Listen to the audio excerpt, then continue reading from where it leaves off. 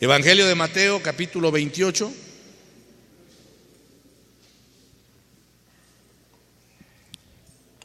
Este versículo me inquietó, hermano, por el hecho de que muestra cómo Jesús muchas veces sale a nuestro encuentro y muchas veces nosotros salimos a buscarlo. Hay dos actos, ¿verdad? El acto aquel en el que Dios busca al hombre y el acto en el que el hombre busca a Dios. Y cuando ambos actos se sincronizan es una bendición tremenda y sobrenatural, porque percibimos la gloria, hermano, del Señor en ese mover que hay de misericordia, porque yo creo que es pura misericordia que Dios se acerque a nosotros. El ser humano no tiene nada que darle a Dios. Cuando Él se acerca es por el puro afecto de su misericordia, no porque nosotros lo merezcamos. Pero pensando en esto, consideraba que pueden haber muchas diversas motivaciones que nos permiten acercarnos al Señor. Hay una serie de pensamientos que en ocasiones nos ahorían, en ocasiones nos obligan a acercarnos al Señor, pero creo que la manera más genuina y la motivación más auténtica que Dios desea en el corazón de un pueblo agradecido es el acercarse a Dios para tributarle honra y gloria, porque la Biblia dice que fuimos creados para la alabanza de la gloria de su nombre. Entonces, para eso es que nos acercamos al Señor primariamente, o la intención básica de nuestro corazón al acercarnos tendría que ser para darle la gloria al Señor, porque definitivamente Él la merece. Dice Mateo 28:9, ¿está conmigo allí? Y he aquí que Jesús les salió al encuentro, diciendo: salve. Y ellas, acercándose, abrazaron sus pies y le adoraron. Repito, y he aquí que Jesús les salió al encuentro. Mire cómo el Señor también está pronto a acercarse a un pueblo que le busca con anhelo genuino. Y le salió al encuentro diciendo: salve. Y ellas, acercándose, abrazaron sus pies y le adoraron. Mire qué interesante.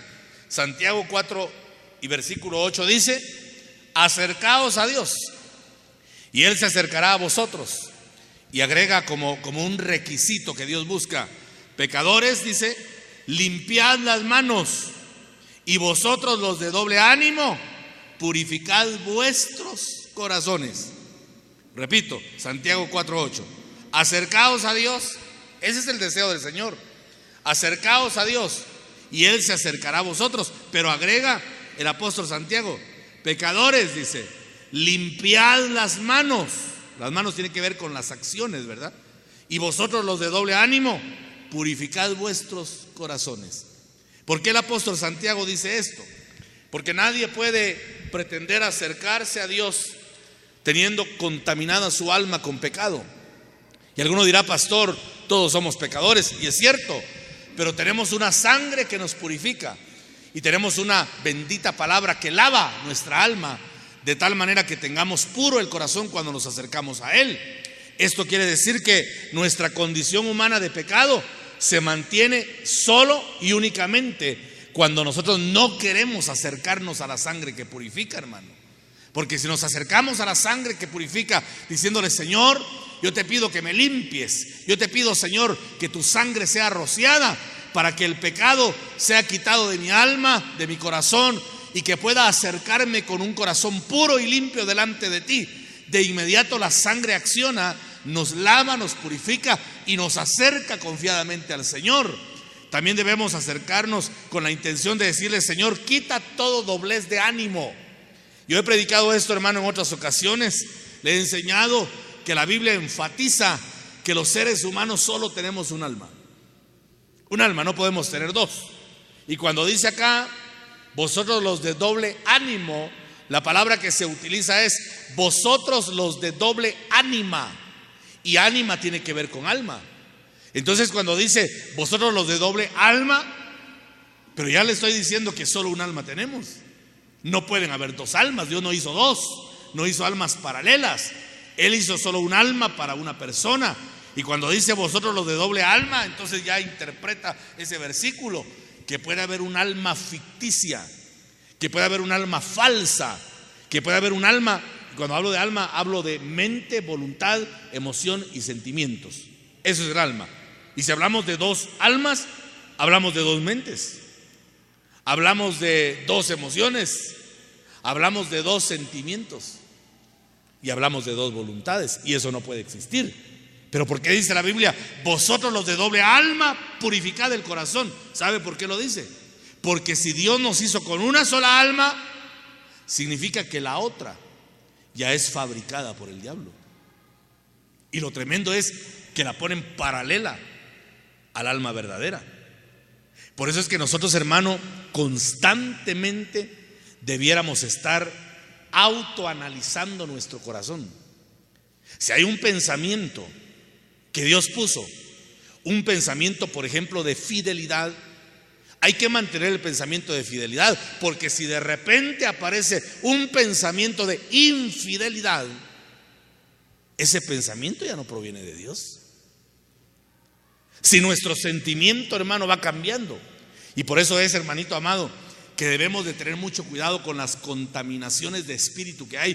Y cuando hablo de contaminación de espíritu, no vaya a pensar usted, por favor, que tiene que ir a una cantina, que tiene que meterse a un bar, que tiene que meterse a un antro de pecado para ser contaminado. Porque nuestra alma puede ser contaminada con palabras. ¿Sabía usted que las palabras son espíritu? Por eso hay que discernir hasta lo que oímos, hermano. Muchas veces cuando yo ministro, escucho cosas de las cuales después tengo que renunciar, porque son cosas altamente contaminantes, que dejan la mente perturbada, que dejan el corazón inquieto. Hay que renunciar. Por eso en el acto de ministración, inmediatamente después de finalizar la ministración, hay que quemar en sacrificio. O sea, es una manera figurativa de decir que hay que entregarle a Dios todo lo que se ha oído y decirle: Señor, palabras que traigan contaminación, erradícalas de mi alma. Porque muchas veces, hermano, por una conversación que puede parecer simple, el corazón resulta engendrado de odio. Nadie me va a responder audiblemente, pero después de una contaminación, ¿no se ha quedado usted cargado? ¿O no ha resultado después de una conversación odiando a una persona a la que no odiaba? ¿O no ha resultado después de una conversación desconfiando de alguien en quien usted no desconfiaba?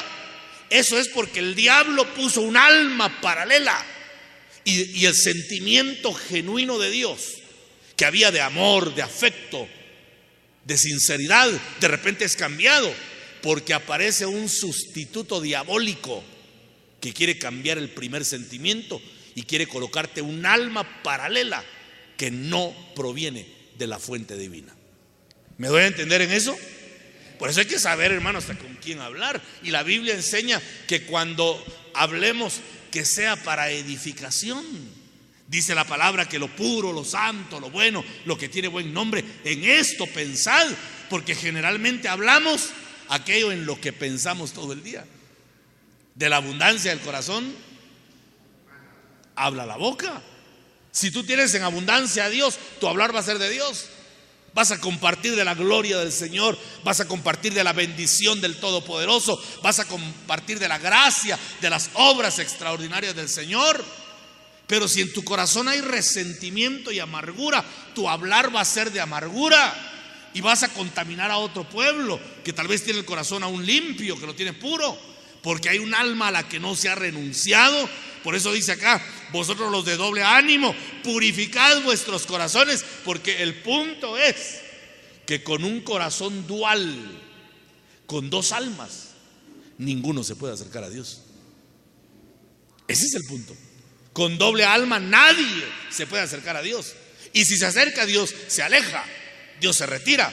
Porque, hermano, el ambiente en el que el Señor se manifiesta, la dimensión en la que Dios se mueve, es una dimensión pura y santa. Por eso a Moisés, cuando se acercó a la zarza, le dijo la voz divina: quítate el calzado de los pies, porque el lugar que estás pisando es un lugar santo.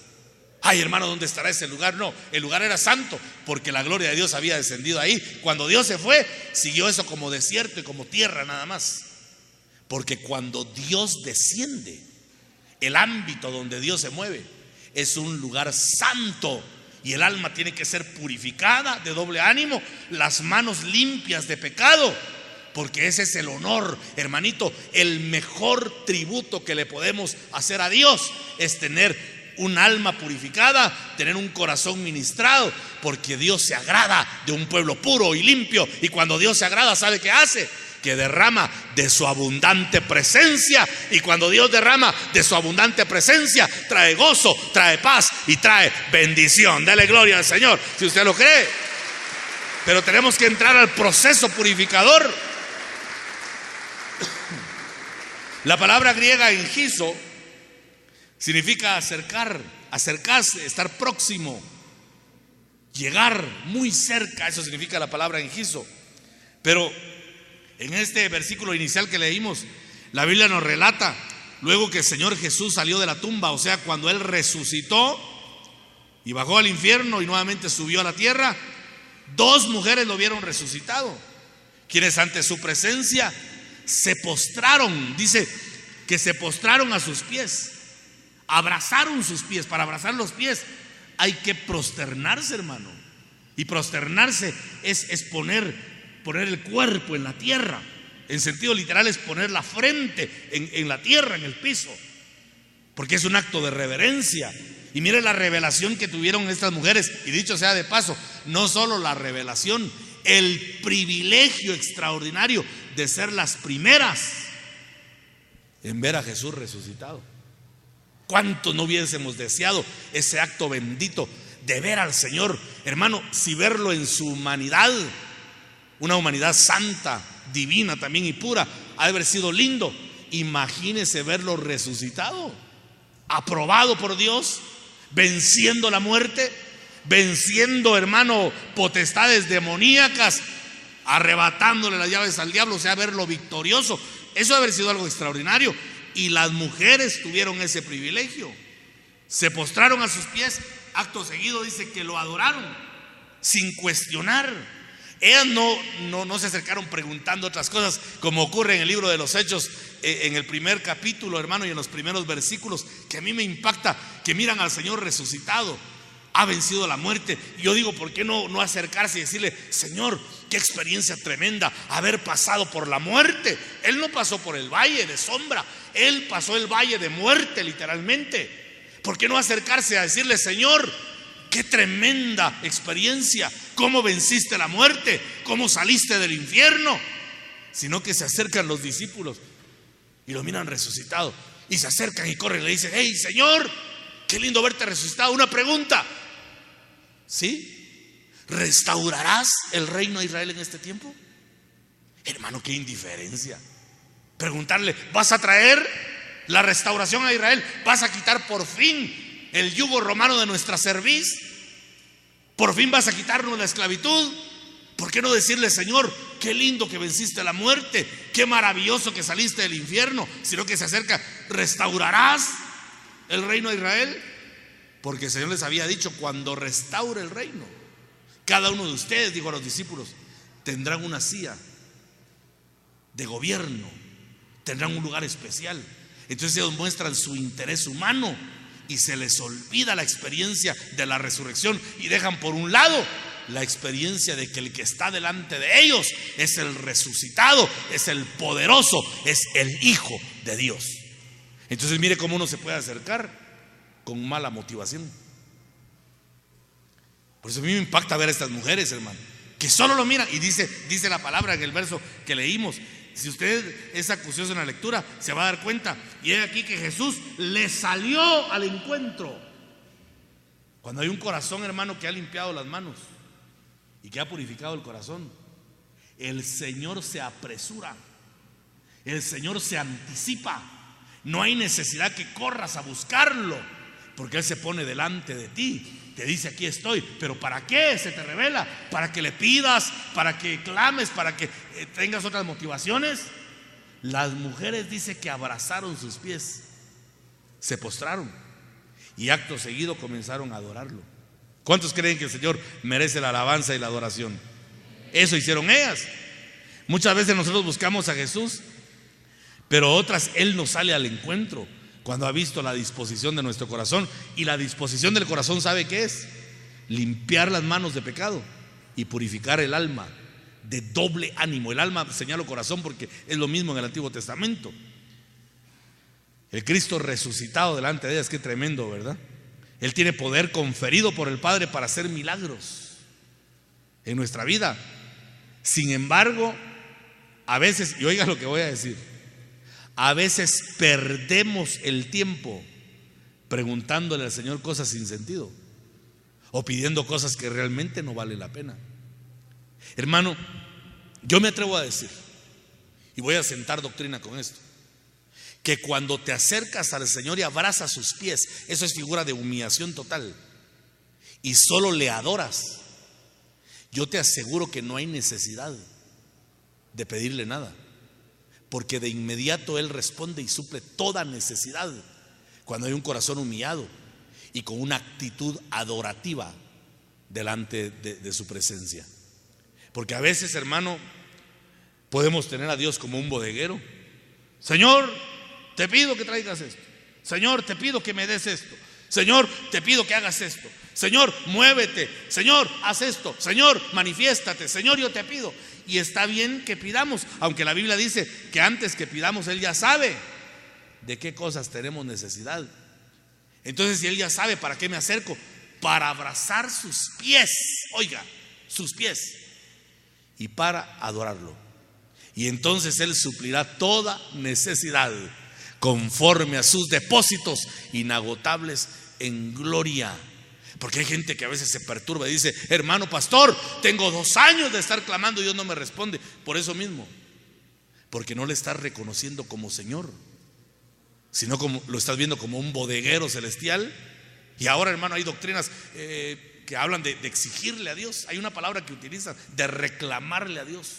Reclama tu milagro. ¿A quién lo va a reclamar usted? ¿Al Dios Todopoderoso? ¿Al soberano Dios? Yo diría, ¿con qué derecho le voy a reclamar yo a Dios? Si Él me asiste, es por su pura misericordia, porque es grande su amor. Dice: por la bondad de Jehová no hemos sido consumidos, porque nunca ha decaído su bondad. ¿Cuántos dicen amén a esa verdad? Él nunca nos ha dejado de amar, hermano. Su amor es eterno. Con amor eterno te he amado, por lo tanto he prolongado mi misericordia, dice la palabra. Porque el amor de Dios es lo que trae la misericordia divina. El amor por la debilidad, el amor por la miseria. Aleluya, dele fuerte las palmas al Todopoderoso. Es su afecto lo que trae misericordia, hermano. Estas mujeres hicieron bien, porque se prosternaron. Palabra proserkomai, palabra griega proserkomai, es la palabra 4334 de la concordancia Strong. Proserkomai, que significa acercarse, llegar cerca para alabar. Esa es la diferencia de la palabra proserkomai. Porque otros pueden acercarse de la manera en guiso, es solo acercarse, pero con otro propósito. Pero el que se acerca de esta manera, proserkomai, es el que se está acercando para adorar al que merece toda adoración. Estas mujeres se acercaron al Señor para adorarlo. Lo hicieron con un espíritu de alabanza. Y fíjese, hermano, que el único que alaba es el que reconoce la grandeza de Dios. Eso me decía el Espíritu hoy.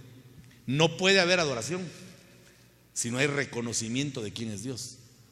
El que no reconoce a Dios, él se pasa masticando chicle todo el culto. ¿Y qué le importa la adoración, verdad? No lo conoce. Y no tengo nada en contra de que mastique el chicle, solo no lo va a pegar en las sillas nada más. Envuélvalo en algo y lléveselo aquí en la bolsa de la camisa. Puede masticar su chiclito, pero hermano, adoremos al Señor. El tiempo de adoración tendría que ser un tiempo prendido en el Espíritu, hermano. El lunes pasado fui a visitar el Campo de la Libertad. Por cierto, mañana tengo que ir otra vez. Había como 20 personas. Hermano, qué espíritu tiene esa gente para buscar a Dios. Qué lindo, yo sentí un servicio. Recordé cuando comencé la obra acá en este lugar, porque había un mover del Espíritu extraordinario, hermano. Porque a veces la multitud va apagando el espíritu adorativo. Pero me recordé de esa gente que se metía a adorar a Dios sin tener una alabanza, hermano, tan bendecida como la que Dios nos ha dado. Una guitarra acústica nada más, yo la hice de director y mi esposa predicó. Pero hermano, en el tiempo de alabanza, y eso que llegamos tarde, que el diablo se opuso, se le fueron los frenos a la camioneta y un sinfín de obstáculos, pero también Dios se glorificó. Mire cómo Dios es poderoso, hermano. Porque yendo para el lugar, de repente frené y no tenía nada de freno. Me asusté, ¿verdad? Pasé a un taller, ahí graduaron los frenos, ya me funcionó. Y nos fuimos y le dije al muchacho, ¿cuánto me haré de aquí para el cable? Me dijo, 1 hora, si maneja usted un poco rápido. Le dije a mi esposa, me hará 4:30. Llegamos a las 5:30, lo que subimos a la Libre serán las 6:45. Ya no tiene sentido ir, pero me dije, vamos. Ese pueblo tiene necesidad de Dios. Bueno, vamos pues en el nombre del Señor. ¿Podría usted creer, hermano, que estaba a las 5 en punto allá? Yo no creo que se haga media hora uno de antes de San Sebastián hasta el cable. Digo, hasta la Libertad. 30 minutos. Y cuando bajé, conté el tiempo. De la Libertad al taller, me hice 1 hora con 10 minutos y llegué en 30 minutos. ¿Por qué? Porque Dios puede acortar distancias, hermano. Él puede transportarnos en un arcomay y llevarnos, porque el Dios que tenemos es todopoderoso. Aleluya. Dios hace cosas extraordinarias, hermano. Nos puede transportar en un arpazo, es la palabra griega. Así como llevó a Felipe al carruaje de aquel eunuco que de inmediato estaba ahí. Le dije a mi esposa, ¿dónde se quedó la entrada para San Sebastián? No la vi nunca. Ya estamos en Naranjales, no puedo creer esto. Le hice un milagro de Dios. Y cuando vi el reloj allá a las 5 de la tarde, extraordinario, hermano. Un mover del Espíritu tremendo. La gente llorando. No podíamos dejar de ministrar, porque es un pueblo con necesidad. Un pueblo que adora a Dios en espíritu y en verdad. Y le dije a mi esposa, tenemos que clamar porque en la iglesia acá, Visión de Fe, con usted, que se dé esa misma presencia para que no vayamos a vivir solo de emociones, hermano. Cuando Dios se manifiesta, el espíritu se quebranta. ¿Cuántos dicen amén? ¿Cuántos han llorado en la presencia del Señor? Qué lindo cuando Dios desciende, se ve uno las lágrimas, hermano. Se olvida uno del reloj, se olvida uno del tiempo, se olvida uno de todo, porque llegamos con un espíritu prosternado, reconociendo la grandeza del Señor y reconociendo que Él es digno y merecedor que le adoremos y le exaltemos con todo nuestro ser.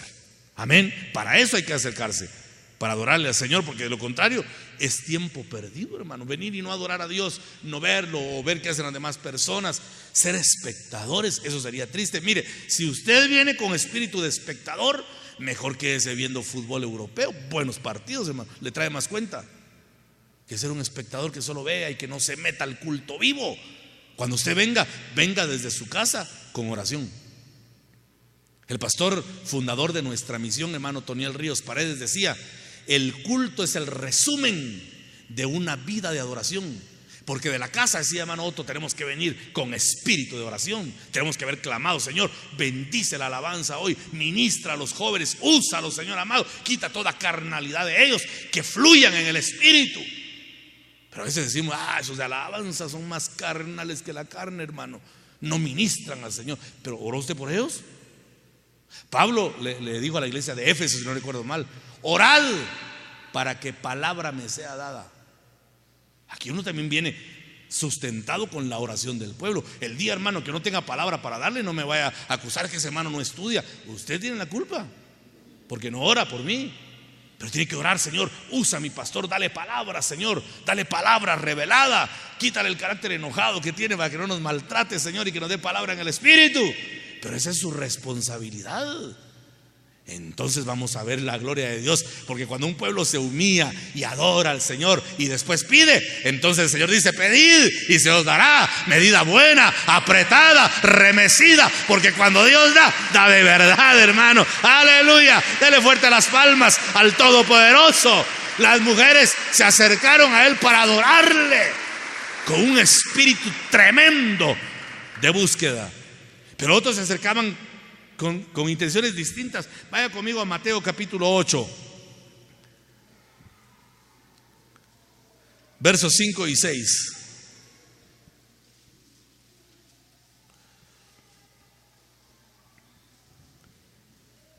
Y cuando entró Jesús en Capernaum, se le acercó un centurión suplicándole.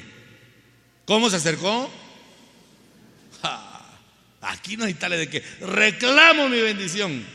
Va a reclamar otra parte de Dios, no. Se acercó un centurión suplicándole y diciendo: Señor, mi criado está postrado en casa, paralítico, sufriendo mucho. Qué hombre más compasivo. Este era un oficial del ejército romano que tenía 100 hombres bajo su cargo. Era importante, hermano.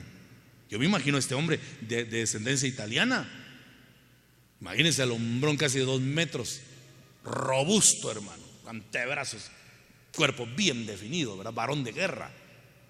Y se acercó el hombrón, imagínense, con su traje militar, y se acercó suplicándole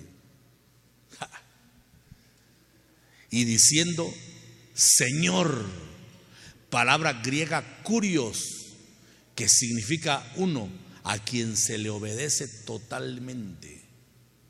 ¿Qué le dijo el centurión cuando se acercó? Señor. ¿Qué le dijo el centurión? Señor.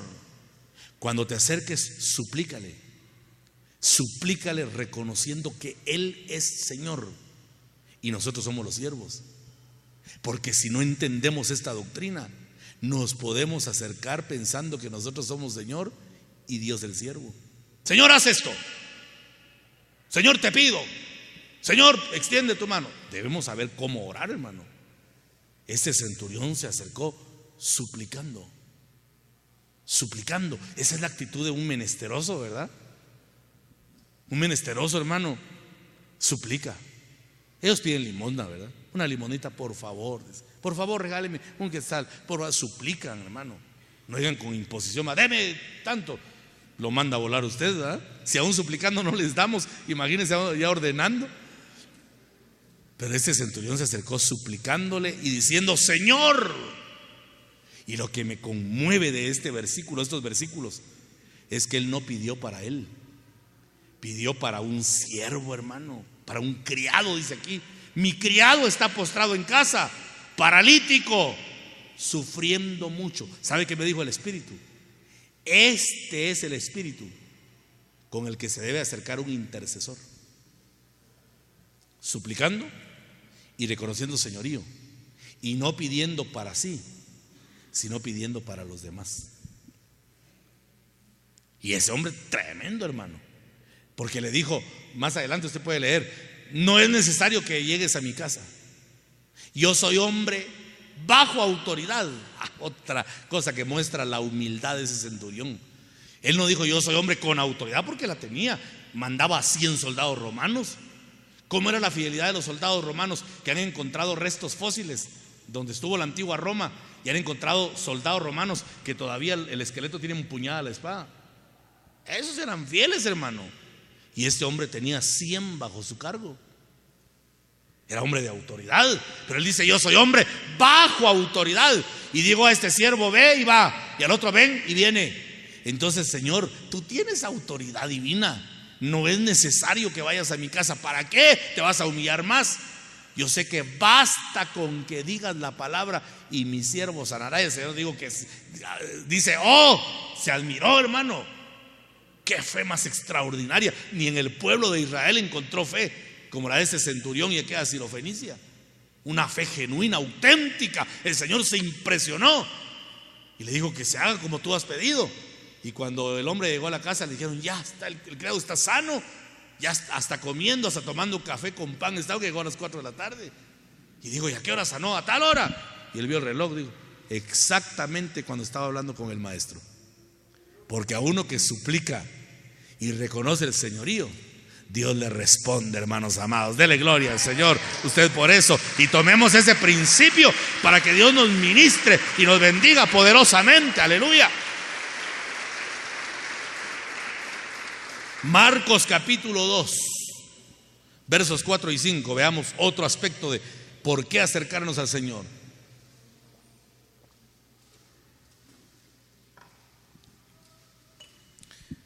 Marcos 2, versos 4 y 5. Y como no pudieron acercarse a él a causa de la multitud. A veces las multitudes impiden que lleguemos a Jesús. Ellos no pudieron acercarse a Él. ¿Y por qué no pudieron acercarse? Por causa de la multitud, dice. Levantaron el techo encima donde Él estaba. Qué osados esos hombres, ¿verdad? Y cuando habían hecho una abertura, bajaron la camilla en que yacía el paralítico. Viendo Jesús la fe de ellos, dijo al paralítico: hijo, tus pecados te son perdonados. Porque hay un acercarse a Dios para llevar a un pecador. Ese es el espíritu de evangelismo. ¿Es el espíritu de qué, hermano? Mire lo que tuvieron que hacer esos hombres. ¿Cuánto dice que era el relato? Eran 4, porque estos hombres representan los 4 evangelios que llevan al pecador ante Jesús. Y cuando llegaron una multitud, hermano, una multitud, a saber cuántos habría, pero una multitud. Imagínense ustedes unas 5,000 personas y es una multitud. ¿Cómo pasar, hermano, para llevar a una casa pequeña? Entonces se les ocurrió dar la vuelta seguramente. Treparon el techo, hicieron un boquete y por ahí bajaron al paralítico. Viendo Jesús la fe de ellos, dijo al paralítico: hijo, tus pecados te son perdonados. ¿Sabe qué es lo tremendo? Que cuando el Señor dijo: tus pecados te son perdonados, el paralítico siguió paralítico. Y por eso todos dijeron, porque dice que estaban ahí en la casa sentados, y el estar sentado era posición de un maestro. Ahí estaban los fariseos. Y cuando el Señor dijo: tus pecados se son perdonados, ¡ah!, se pusieron esos hermanos, pero literalmente como todos los diablos, ¿verdad? Y dijeron: ¿quién es ese? A sotoboche, a voz baja, ¿verdad? ¿Y quién es este para perdonar pecados? El único que perdona pecados es Dios. Y el Señor dice: conociendo el pensamiento de ellos. Hermanito, el Dios que tenemos discierne hasta nuestros pensamientos, no solo las palabras. Entonces les dijo: ¿qué es más fácil para vosotros? ¿Qué es más fácil decir? ¿Tus pecados se son perdonados? O paralítico, levántate y vete a tu casa. Se las puso cardíaca, hermano. ¿Qué es más fácil decir? ¿Tus pecados se son perdonados? O declaro en este momento sanidad para tu cuerpo. Nosotros diríamos: es más fácil decir: tus pecados se son perdonados. Pero hermano, el único que... Es que los fariseos tenían razón. El único que puede perdonar pecados es Dios. El problema es que ellos no sabían que Jesús era Dios. Pues para que veáis, les dijo, que el Hijo del Hombre tiene autoridad para perdonar pecados. A ti te digo: levántate, toma tu lecho. No toma tu leche, ¿verdad? Levántate, toma tu lecho, toma tu camita esa, tu catre, y vete a tu casa. Y dice: al instante se puso de pie y se llevó su cama a cuestas, hermano, caminando normalmente. Gloria al Señor, ¿verdad? Poderoso nuestro Dios, hermano, maravilloso, grande, especialista en sanidad. Pero mire, hermano, para mí lo más lindo, sinceramente, para mí lo más lindo es cuando le dijo: tus pecados te son perdonados. Lázaro resucitó. ¿Cuántos dicen amén? Pero se volvió a morir. Lázaro de todas maneras se murió. Yo no sé cuántos años más vivió, hermano, pero se murió. Porque la sanidad del cuerpo de momento nos puede servir, pero si Dios no sana tu cuerpo, es porque está perfeccionando tu alma.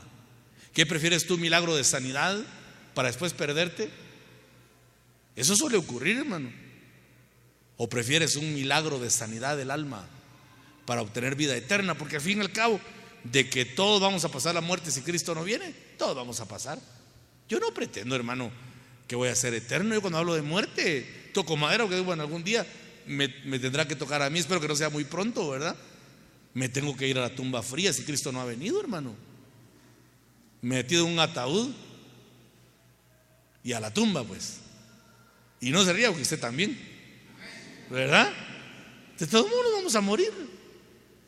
Pero cuando le dijo: tus pecados te son perdonados, le dio el boleto para la vida eterna. Le dijo: papadito, ya tienes salva tu alma y la puerta de la gloria eterna está abierta para ti. Mire qué privilegio, hermano. Por eso yo no sé por qué la gente corre tras los milagros del cuerpo.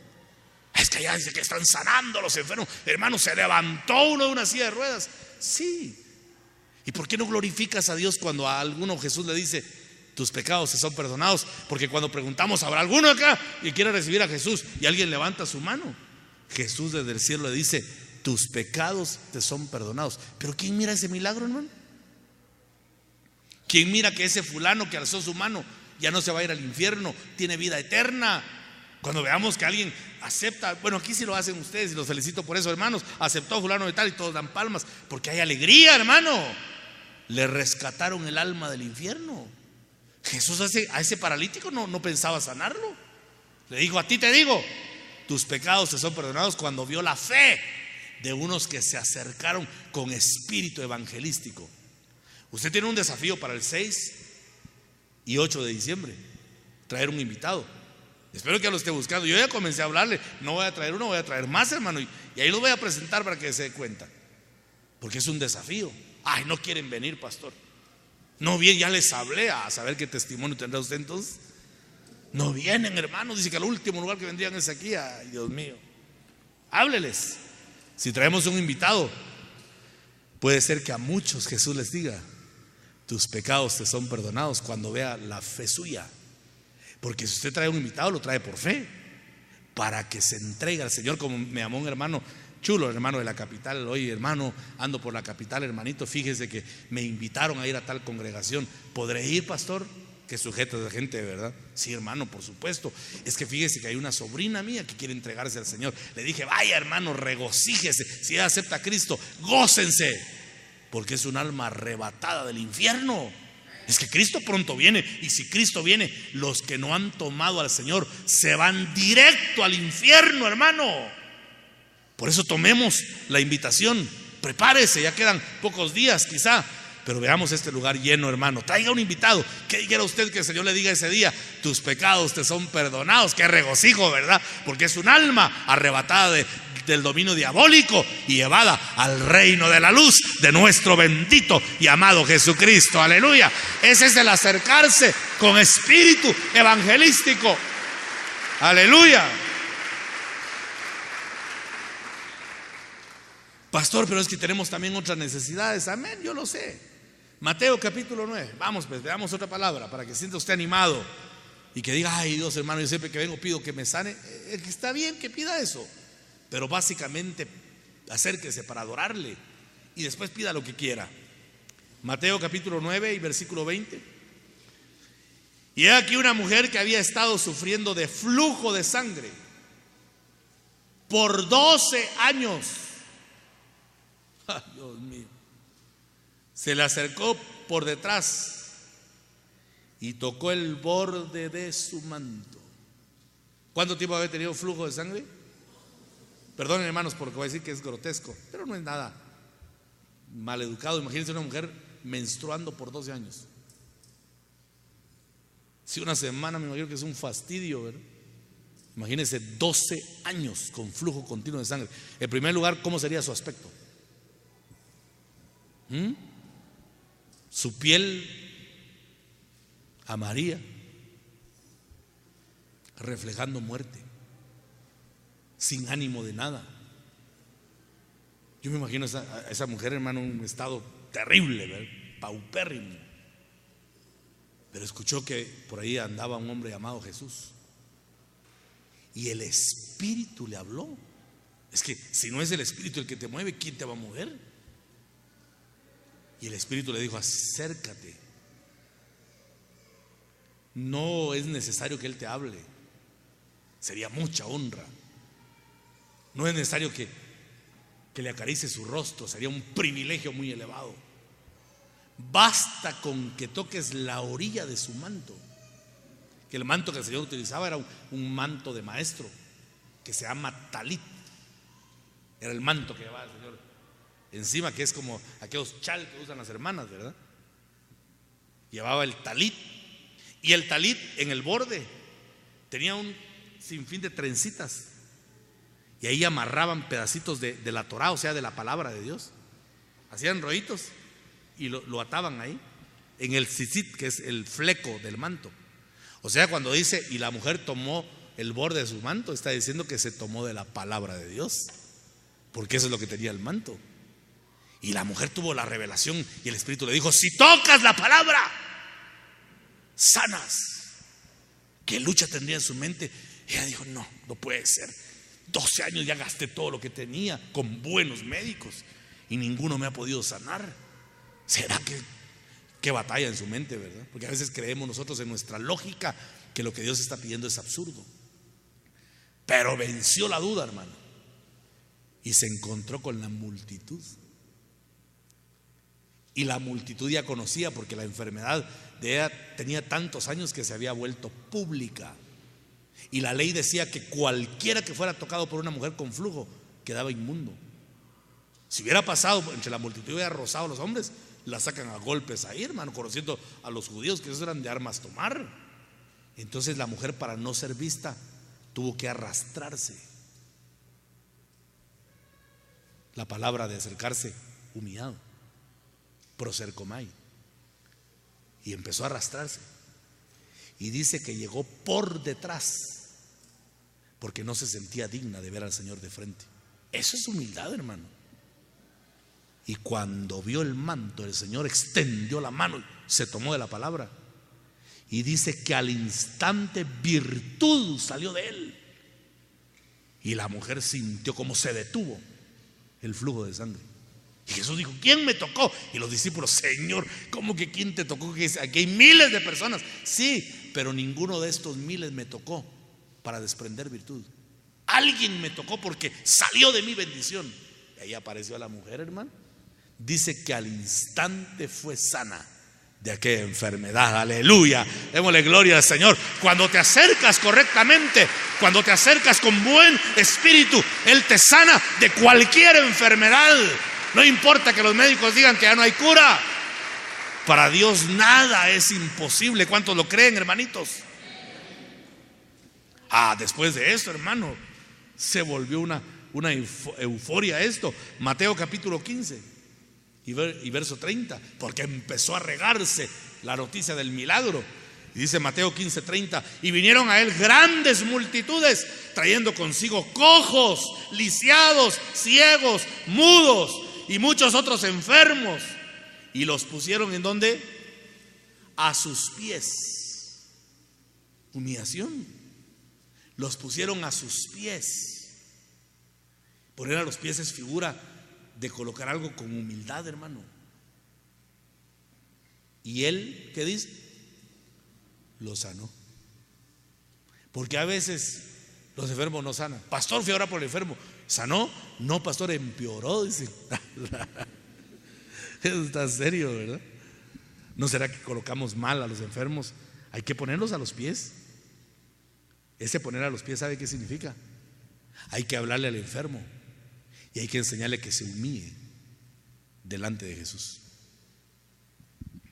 A mí me tocaba a veces ir a orar por enfermos que no se ponen a los pies de Jesús, hermano. Yo soy pastor fulano y tal, vengo a orar por usted. Me contaron que está enfermo. Sí, pero yo no pedí nada, me dijo una ocasión un fulano. Esos familiares son los que le dijeron: yo no necesito nada.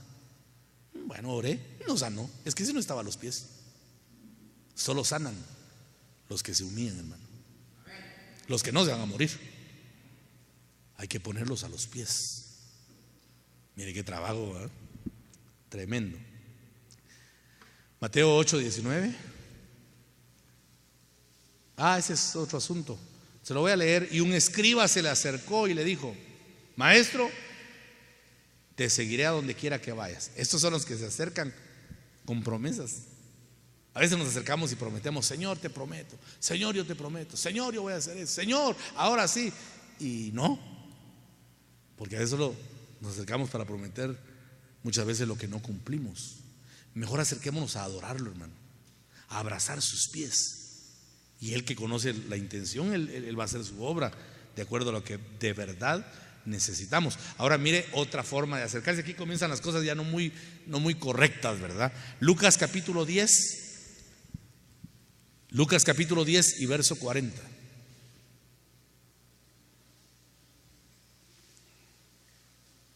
Lucas 10:40, que habla de cuando el Señor llegaba a la pequeña aldeíta de Betania a visitar a la familia, a sus amigos. Y María se sentaba a sus pies. Lázaro salía corriendo por la ventana de atrás. Se los veía cuando caían Lázaro y salía corriendo, no le gustaba la enseñanza. Solo María y Marta estaban ahí. Dice Lucas 10:40, pero Marta se preocupaba con todos los preparativos, dice la Biblia de las Américas. Y acercándose a él le dijo: Señor, ¿no te importa que mi hermana me deje servir sola? Dile pues que me ayude. Porque estos son los que se acercan para quejarse delante de Dios. Una mala motivación. ¿No te importa que mi hermana esté aquí sentadota mientras yo hago los plátanos rellenos, los tamalitos de frijol? Dile que me ayude. Marta, Marta, afanada estás. María ha escogido la mejor parte, porque ese es un acercarse para quejarse delante de Dios.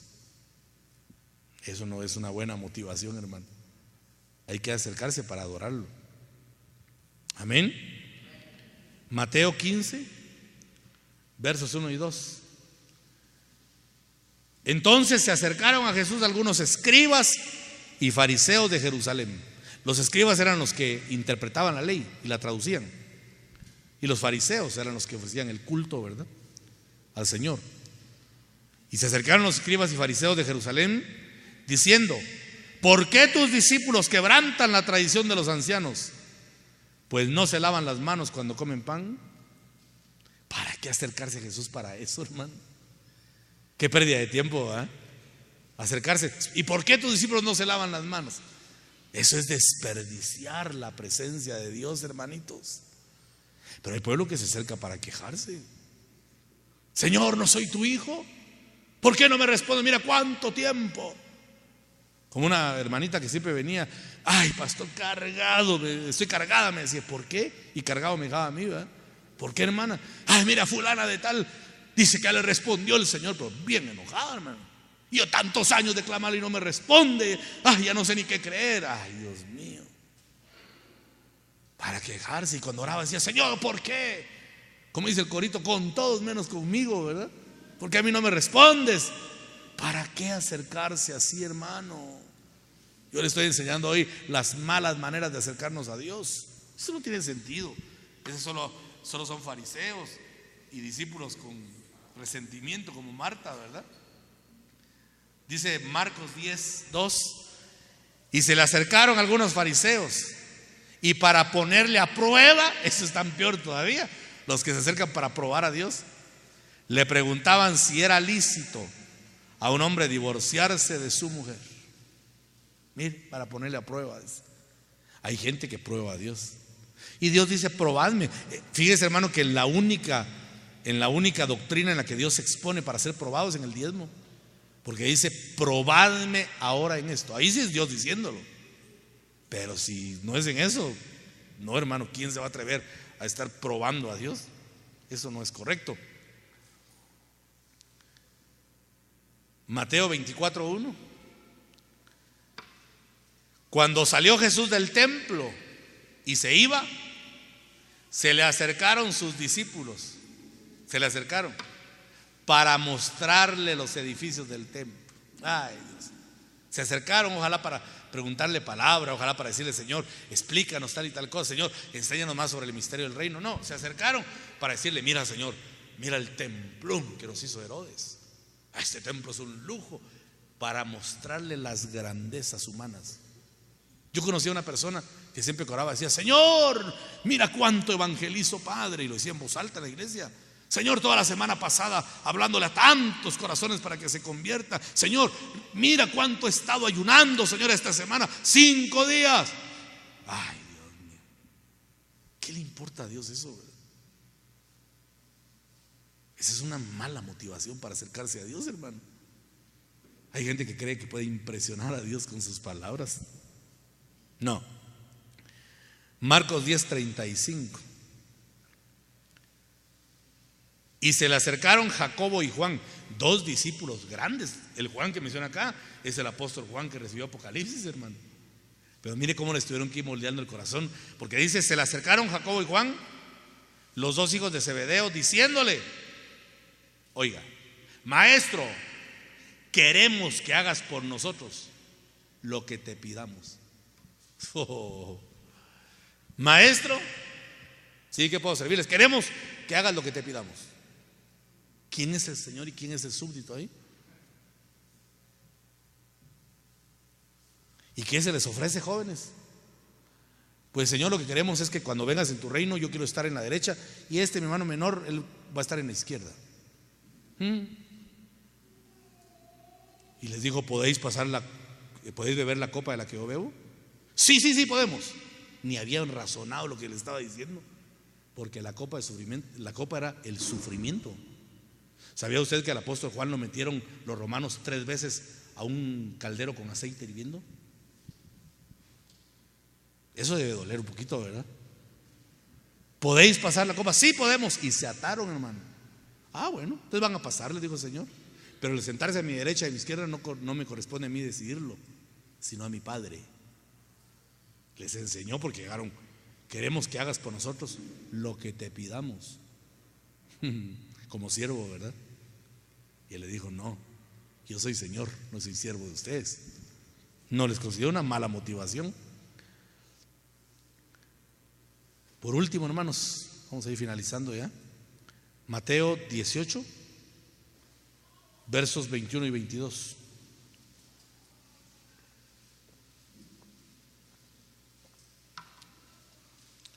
Mateo 18, versos 21 y 22. Entonces se le acercó, ahí está la palabra que estamos estudiando. Se le acercó Pedro y le dijo: Señor, ahí estamos bien, ¿verdad? Se acercó reconociendo señorío. ¿Cuántas veces pecará mi hermano contra mí que yo haya de perdonarlo? ¿Hasta 7 veces? Porque dijo Pedro: si le digo 7 veces, va a decir el maestro: qué corazón tan grande el de este Pedro. 7 veces está perdonando.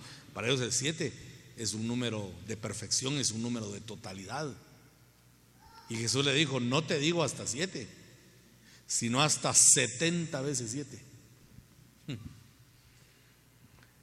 Le decía el Espíritu Santo hoy: Señor, ¿por qué Jesús le respondió así a Pedro? Si perdonar 7 veces para un judío era, ellos lo más que perdonaban era 2 veces, hermano. Y a 7 era exceder la gracia. ¿Por qué le dijiste: no te digo 7, sino hasta 70 veces 7? ¿Y sabe qué me dijo el Espíritu? Jesús le dijo eso porque así nos perdonó Jesús a nosotros. 70 veces 7. ¿Cuántas veces le fallamos a Dios? Digo mal, ¿cuántas veces le seguimos fallando a Dios y Él nos sigue perdonando, hermano? Pero Pedro se acercó con la intención de aprender,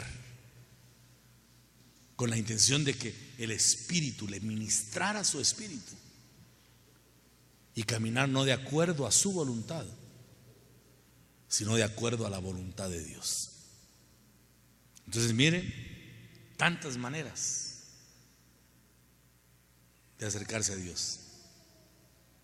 En Jesús, el Hijo de Dios, tenemos al sumo sacerdote, eso no cabe duda.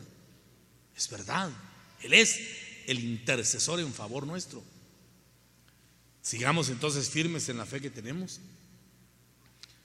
que no es solo por la doctrina que hemos recibido, hermanos, sino que es por la fe en que la doctrina que recibimos es sana y que nos está preparando como cuerpo de Cristo, como eclesía, para recibir la bendición de ver al Hijo de Dios regresar por nosotros. ¿Cuántos deseamos eso, hermano? Las parucías del Señor, que se manifieste antes de arrebatar a la iglesia fiel. Pero mientras ese momento llega, ¿por qué no acercarnos a Él? Amén. ¿Por qué no venir ante su presencia, como dice un salmo, con regocijo? ¿Por qué no acercarnos ante Él para suplicarle su bendición, para pedirle que su gracia se derrame? ¿Por qué no acercarnos en un acto de humildad para pedirle que sea propicio a nosotros? ¿Por qué no acercarnos como las mujeres para abrazar sus pies? Hay dos actos, hermano, dos actos que muestra la Biblia. Hay una mujer que se acercó y derramó un alabastro de perfume a los pies de Jesús. Y hay otra mujer que ungió su cabeza. Entonces son dos actos. Pero para ungir la cabeza del Señor, primero hay que aprender a ungir sus pies. ¿Sí? El ungir los pies es la etapa de humillación. Y el ungir la cabeza es la etapa de exaltación que Dios nos da. Ahí es cuando uno entra a una dimensión tremenda, donde el espíritu es arrobado y es llevado a otra dimensión, hermano. Ahí es donde uno se olvida del tiempo y uno siente literalmente que está metido en el cielo. ¿Cuándo se ha pasado eso? Que por un momento usted no oye nada, ni ve nada. Usted está perdido, si es que cabe la palabra, en la presencia del Señor. En una dimensión de gloria donde ya no puede usted vadear el río, sino que la corriente lo lleva donde quiere, la corriente del Espíritu. Eso es ungir la cabeza. Pero nadie puede ungir la cabeza si primero no aprende a ungir los pies. ¿Sí? Nadie puede ungir la cabeza si primero no unge los pies. Porque primero es la etapa de humillación, o para decirlo de una manera correcta, después de la humillación viene la exaltación. Humillaos pues bajo la poderosa mano del Señor, dice el apóstol Pedro, para que cuando fuere tiempo Él os exalte. Pero ¿cómo se humilla? ¿Cómo se humilla uno? Abrazando sus pies y alabando, adorando su bendito nombre. El que se acerca con ese espíritu sea bienaventurado, hermano, porque va a recibir poder, unción y gloria del Todopoderoso. Porque has entrado a la etapa de humillación, la etapa en la que tienes que renunciar al cansancio físico. Es tremendo ponerse a orar a veces a las 3 de la tarde con el calor intenso, ¿verdad? Pero es humillación, hermano. Y el que se humilla es exaltado, porque Dios se agrada. Dice que Dios da gracia a los humildes, mas mira de lejos a los altivos. No va a pensar que el altivo es el pecador. Altivo es el que se acerca con otra intención, no se acerca para adorarlo. Es un altivo. Como los fariseos, dice que el publicano estaba con el rostro puesto en la tierra. En cambio el fariseo estaba de pie. Y el publicano solo decía: Señor, sé propicio a mí porque soy pecador. Y el fariseo decía: Señor, oro tantas veces por semana, doy diezmo de todo. Hermano, nunca lo oyó Dios. Ahí debe estar esperando todavía que lo justifiquen. En cambio ese publicano que se humilló, dice que salió justificado, porque el que se humilla, Dios lo exalta. Yo te pregunto esta tarde, ¿con qué intención te acercaste tú hoy al Señor?